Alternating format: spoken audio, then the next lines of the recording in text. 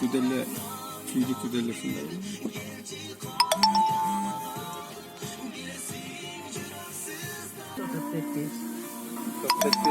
Onun aslında bir avtobus falan olsa cıbıyla tokşet. Onun aslında kaplanla şu an tutkan açır. Uzun emez dedi, böyle kaçıp gitken sordu. Dedi uzun kamat. Ya ayaktan öte de birden maçlarını çekişti. Ama onunla olacak bir avtobus.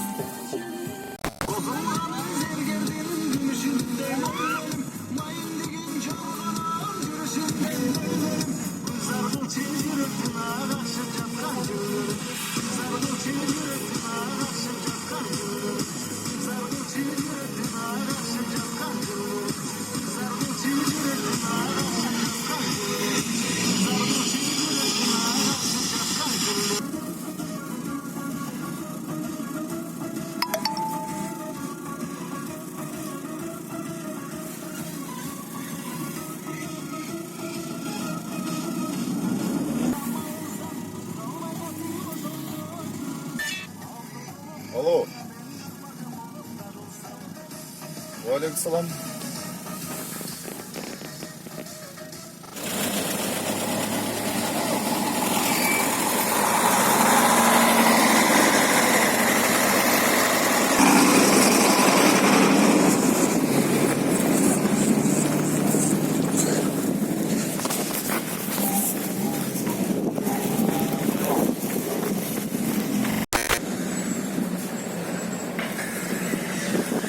Öpmez tutarma oy bir vasat ele.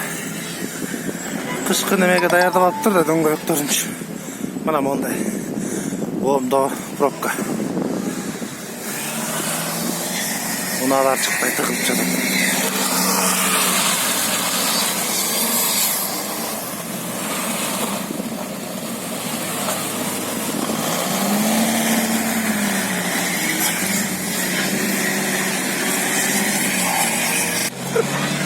Ben size rol ettim de.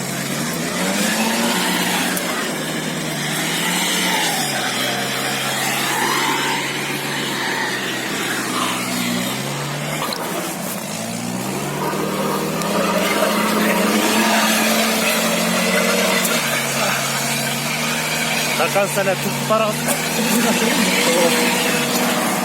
Döngürüktür başı. Demek kışkı mesle.